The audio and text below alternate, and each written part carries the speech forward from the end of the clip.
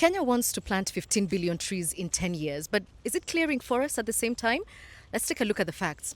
So, to mark this year's Environment Day, the country has set a target to plant at least 70 million trees. And that's an effort that started in 2022 when William Ruto, the president, launched this 15 billion tree drive, making it one of the most ambitious in Africa.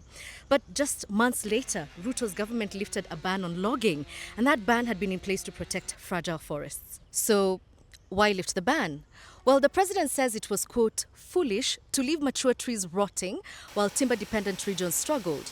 Now, President Ruto also promised strict oversight on harvesting and assured more trees would be planted.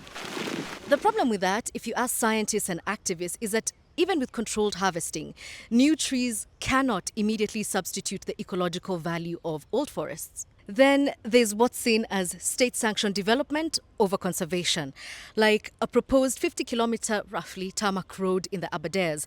The Aberdares are a protected water catchment source that forms rivers which serve the capital. And the government has called it progress, but activists say it's destruction. And finally, there's a move to increase taxes on imported timber and furniture.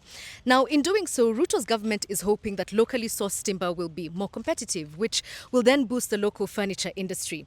But analysts I've spoken to say that this could add more strain on Kenya's forests, which don't have the same tree cover or regenerative capabilities as timber exporting countries, for example.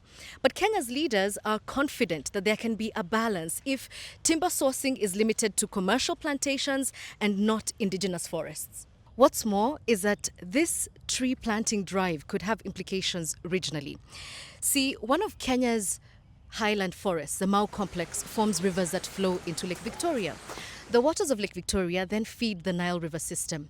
Disruptions in the forests in Kenya could affect millions who depend on the Nile in other countries downstream. So, can Kenya grow new forests while saving the existing ones?